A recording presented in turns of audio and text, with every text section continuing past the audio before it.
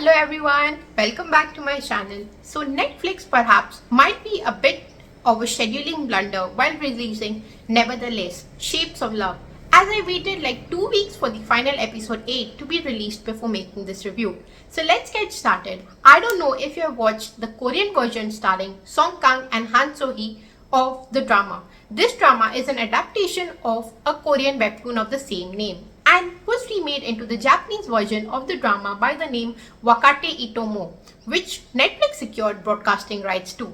In my personal view, the Japanese version was far better, but some may agree or disagree to this. I haven't watched many Japanese dramas, but I can tell the way of storytelling is very different in Korea and in Japan.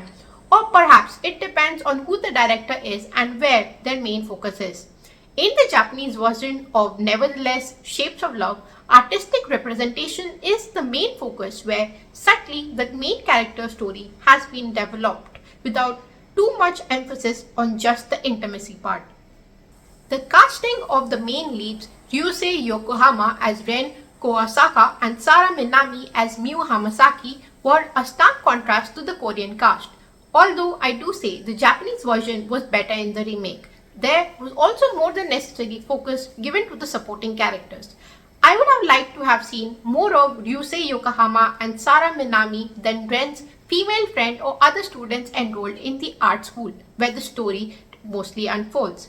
So basically in 8 episodes, the first episode was the best, where Ren and Miu cross paths with each other, where the attraction is visibly apparent.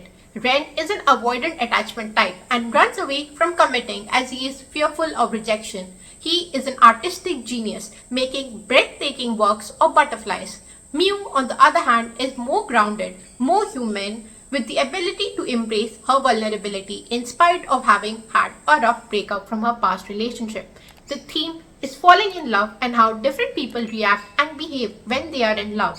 Honestly, I feel it's a raw drama which is very relatable to the human experience. From episode 3 onwards, the storyline did get carried away a little, and only towards episodes 6 and 8 did the story spin back to the main leads of Ren and Miu's love story.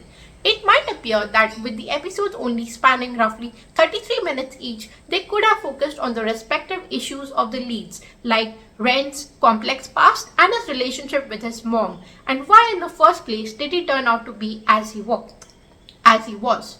And Miu's story too. Like, I am not saying the drama didn't have anything, but there were gaps in character development which needed more coverage.